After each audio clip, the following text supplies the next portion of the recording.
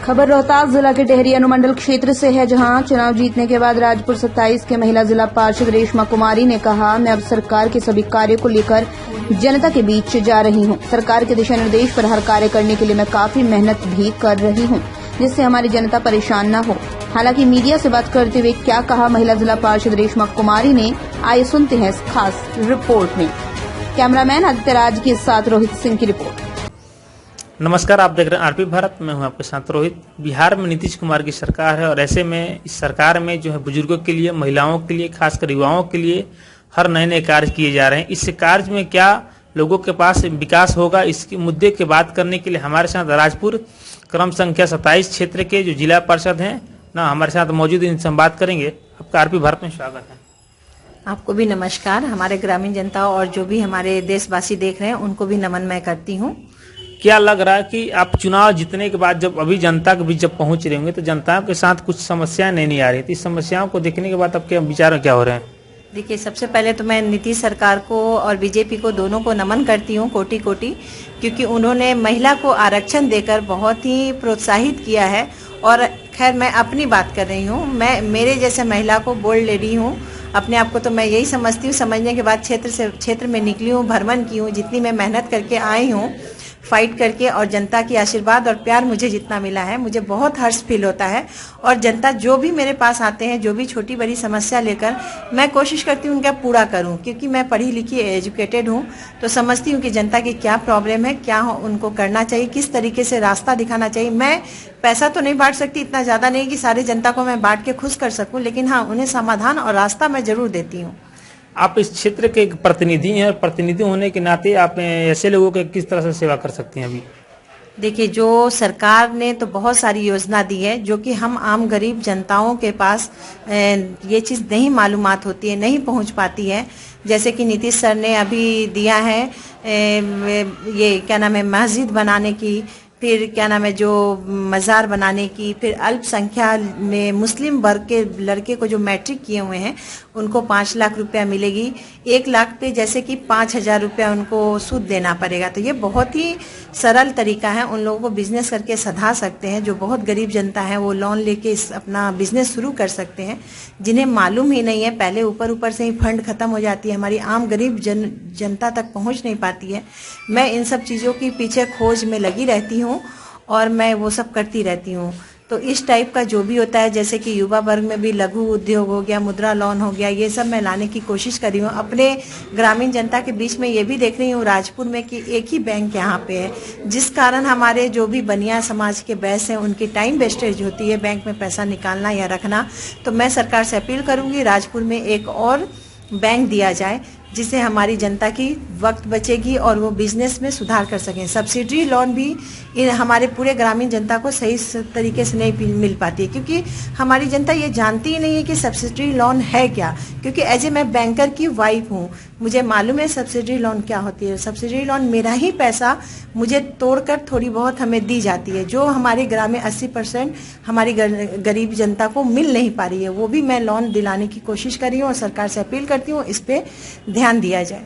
आपके क्षेत्र में खासकर रोहतास जिले में देखा जाए तो समुच्चय ऐसे जो किसान हैं वो अपने धानों के लेकर बेचने के लेकर खासकर काफी परेशान है।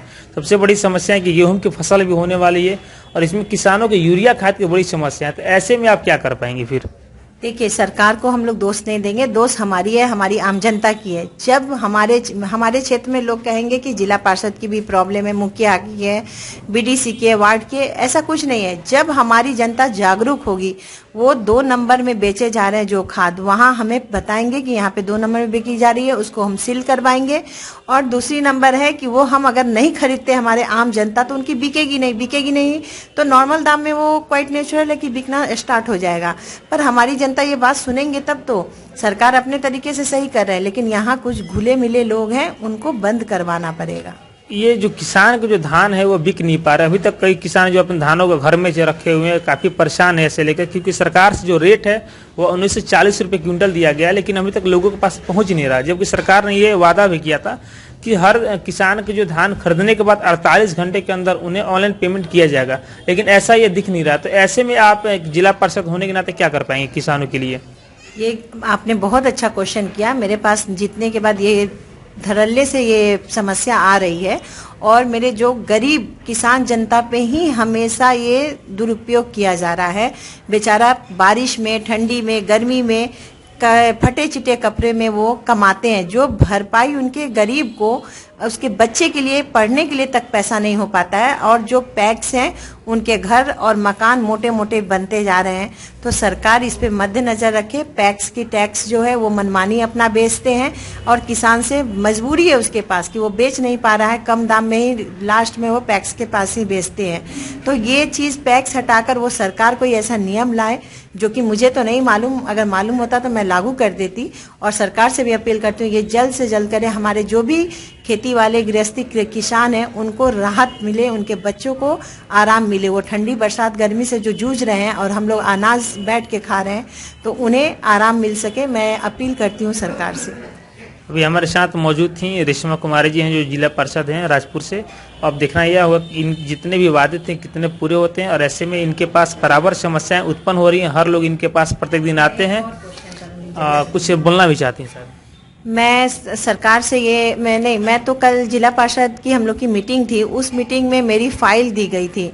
मैंने डीडी सर को ही फाइल दिया था, पर मेरी फाइल वहीं से गुम हो गई। मुझे तो रिसीविंग भी नहीं मिल सकी, जो कि पूरे 8 पंचायत की हमने प्रॉब्लम लेकर सारे मुखिया वार्ड के दरवाजे जाकर हमने उनसे समस्या मांगी थी, जो कि मैं सोची थी डीएम साहब के पास भी बैठूंगी, उनको भी ये समस्या दिखाऊंगी। हम अपने एटलीस्ट अपने पंचायत के लिए मैं उत्सुक हूँ, क्योंकि जनता इतना प्यार से मुझे चुनी है तो जनता के लिए मैं कुछ कर दिखाऊं, जज्बा रखती हूँ।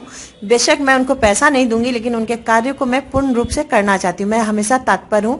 अपने ऑफिस में 10 से 5 बैठने की कोशिश कर रही हूँ। महिला होने के नाते परिवार घर चलाते हुए भी ग्रामीण जनता के बीच में मैं रहना चाहती हूँ। क्या लग रहा है, आपके फाइल को कहीं गुम कर दिया गया या फिर किसी कारणवश भूल गया? मुझे तो एटलीस्ट वहाँ पता ही नहीं है। सबको हम बैठे हैं वहाँ पे, मेरी ही फाइल शाम तक मैं खड़ी थी और दफ्तर में तो मालूम है कि मैडम आपका फाइल नहीं है।